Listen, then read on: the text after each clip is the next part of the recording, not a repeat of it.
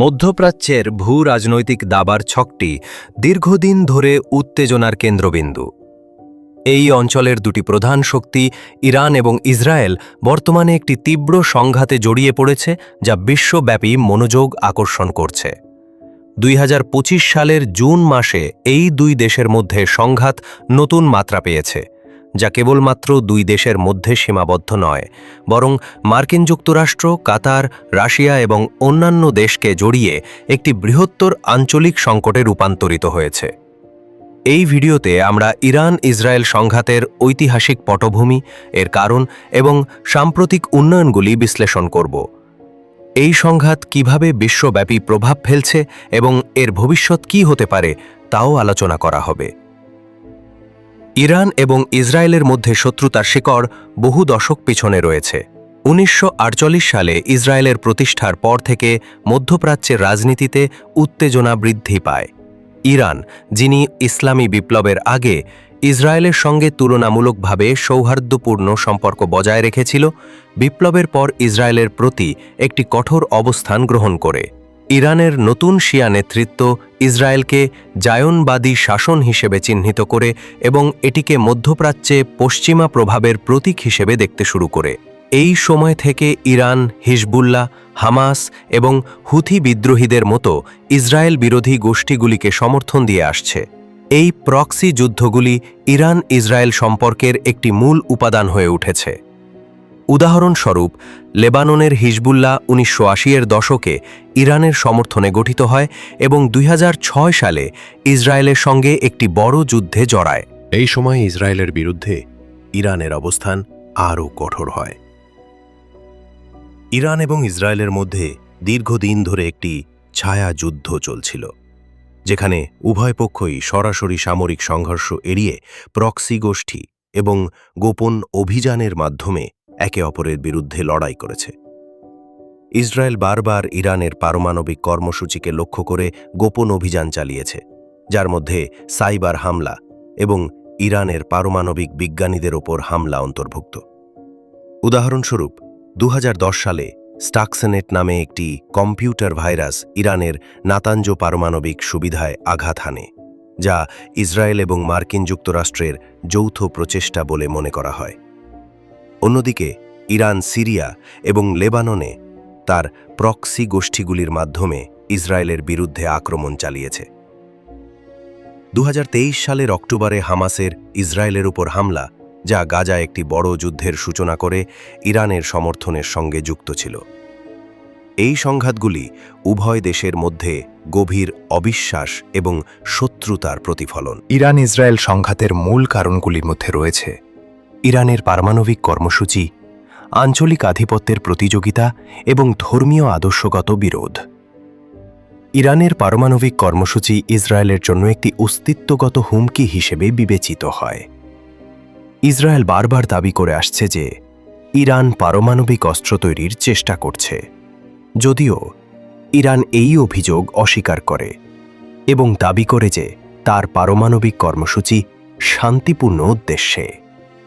2015 সালের পারমাণবিক চুক্তি JCPOA স্বাক্ষরের পরও ইসরায়েল এই চুক্তির বিরোধিতা করে এবং 2018 সালে মার্কিন যুক্তরাষ্ট্রের প্রেসিডেন্ট ডোনাল্ড ট্রাম্প এই চুক্তি থেকে সরে আসার পর উত্তেজনা আরও বৃদ্ধি পায়। এছাড়াও ইরানের প্রতিরোধের অক্ষ অ্যাক্সেস অফ রেজিস্ট্যান্স নীতি, যার মাধ্যমে তারা হিজবুল্লাহ, হামাস এবং হুথিদের সমর্থন করে, ইসরায়েলের জন্য একটি ক্রমাগত হুমকি।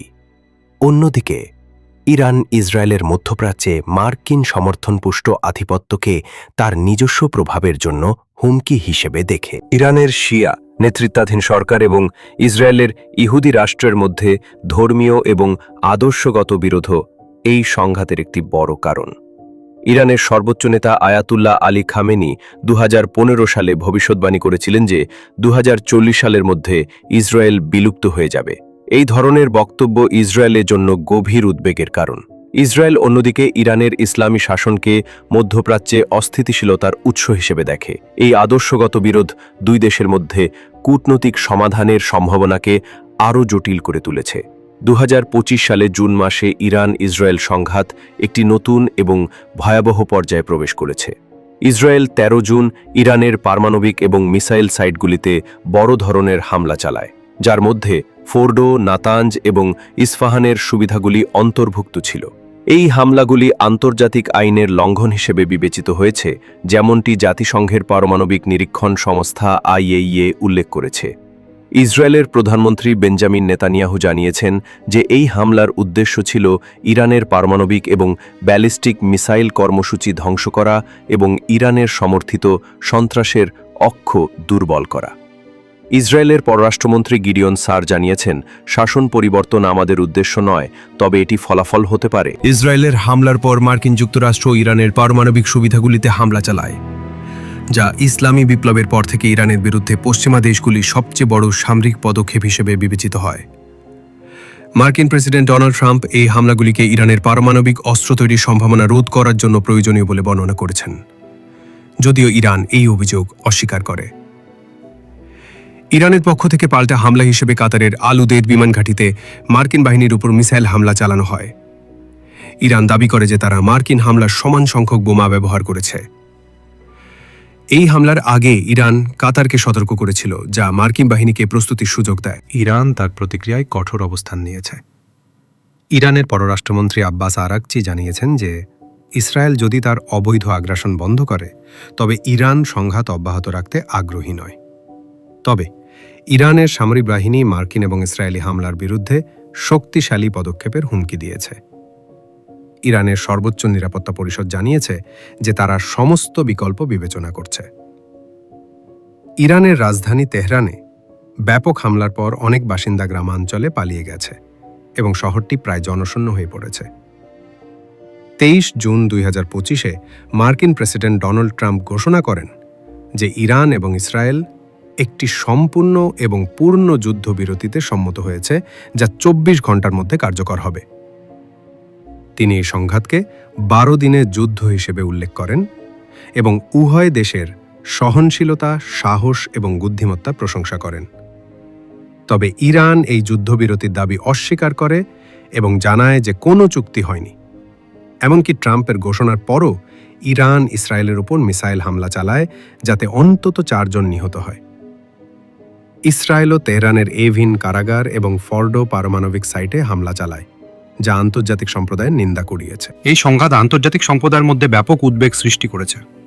জাতিসংঘের মহাসচিব আন্তোনিও গুতেরেস ইরান এবং ইসরায়েলের মধ্যে তাৎক্ষণিক যুদ্ধবিরতির আহ্বান জানিয়েছেন। IAEA ইসরায়েলের পারমাণবিক সুবিধাগুলিতে হামলাকে আন্তর্জাতিক আইনের লঙ্ঘন হিসেবে চিহ্নিত করেছে। সৌদি আরব, কাতার, ওমান এবং সংযুক্ত আরব আমিরাতের মতো উপসাগরীয় দেশগুলি এই হামলার সম্ভাব্য আঞ্চলিক পরিণতি নিয়ে উদ্বেগ প্রকাশ করেছে। তুরস্ক ও মার্কিন হামলাকে সংঘাত বৃদ্ধির ঝুঁকি হিসেবে বিবেচনা করেছে। এদিকে রাশিয়া ইরানের সমর্থনে এগিয়ে এসেছে এবং ইরানের পররাষ্ট্রমন্ত্রী রাশিয়ার সঙ্গে জরুরি বৈঠক করেছেন। ইরান ইসরায়েল সংঘাত মধ্যপ্রাচ্যে ব্যাপক প্রভাব ফেলছে। কাতার, যিনি দীর্ঘদিন ধরে এই অঞ্চলে নিরপেক্ষ মধ্যস্থতাকারী হিসেবে কাজ করেছে, এই সংঘাতে জড়িয়ে পড়েছে। ইরানের কাতারে মার্কিন ঘাঁটিতে হামলার পর কাতার তার আকাশসীমা বন্ধ করে দেয়, যা আন্তর্জাতিক বিমান চলাচলের উপর প্রভাব ফেলেছে। ভারতের এয়ার ইন্ডিয়া মধ্যপ্রাচ্য, উত্তর আমেরিকা এবং ইউরোপে তার ফ্লাইট বন্ধ করেছে। শ্রীলঙ্কা এবং অন্যান্য দেশও সংঘাত নিরসনের আহ্বান জানিয়েছে। হরমুজ প্রণালীর সম্ভাব্য বন্ধের আশঙ্কায় তেলের দাম বৃদ্ধির শঙ্কা দেখা দিয়েছে, যা ভারতের মতো তেল আমদানিকারক দেশগুলির জন্য উদ্বেগের কারণ। ইরানের প্রক্সি নেটওয়ার্ক, যার মধ্যে হিজবুল্লাহ, হামাস এবং হুতি বিদ্রোহীরা রয়েছে, এই সংঘাতে উল্লেখযোগ্যভাবে দুর্বল হয়ে পড়েছে।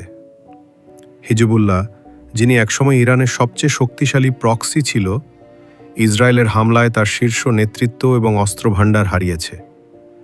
হামাসও গাজায় ইসরায়েলের সঙ্গে দীর্ঘ যুদ্ধের পর দুর্বল হয়ে পড়েছে।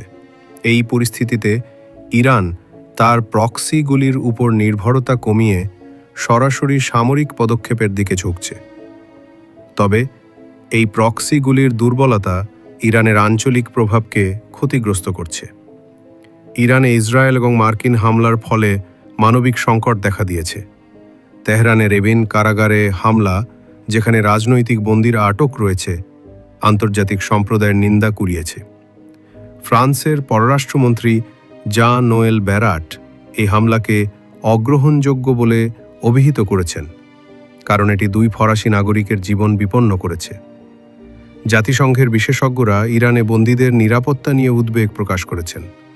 তেহরানের বাসিন্দারা ব্যাপকভাবে শহর ছেড়ে পালিয়েছে এবং অনেকে এই সংঘাতকে হরর মুভির মতো বর্ণনা করেছে। ইরান ইসরায়েল সংঘাতের ভবিষ্যৎ অনিশ্চিত।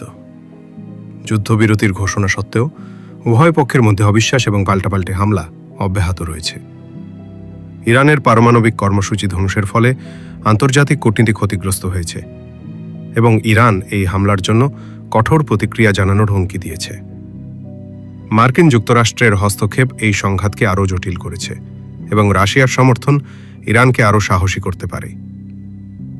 আঞ্চলিক শক্তিগুলি যেমন সৌদি আরব এবং কাতার এই সংঘাতের প্রভাব থেকে নিজেদের রক্ষা করার চেষ্টা করছে। ভারতের মতো দেশগুলি তেলের দাম বৃদ্ধি এবং বাণিজ্যিক রুটের ব্যাঘাতের মুখোমুখি হচ্ছে। এই সংঘাত যদি আরও বিস্তৃত হয় তবে এটি মধ্যপ্রাচ্যে একটি বড় যুদ্ধের সূচনা করতে পারে। ইরান ইসরায়েল সংঘাত একটি জটিল এবং বহুমাত্রিক সংকট, যার শিকড় ঐতিহাসিক, ধর্মীয় এবং ভূরাজনৈতিক বিরোধে নিহিত। 2025 সালের সাম্প্রতিক উন্নয়নগুলি এই সংঘাতকে একটি নতুন এবং বিপজ্জনক পর্যায়ে নিয়ে গেছে। ইসরায়েলের পারমাণবিক হামলা, মার্কিন হস্তক্ষেপ এবং ইরানের পাল্টা হামলা বিশ্বব্যাপী উদ্বেগ বাড়িয়েছে। যুদ্ধবিরতির সম্ভাবনা থাকলেও উভয় পক্ষের মধ্যে গভীর অবিশ্বাস এবং আঞ্চলিক জটিলতা এই সংকটের সমাধানকে কঠিন করে তুলেছে। এই সংঘাতের ফলাফল মধ্যপ্রাচ্য এবং বিশ্বের ভবিষ্যৎ গঠনে গুরুত্বপূর্ণ ভূমিকা পালন করবে।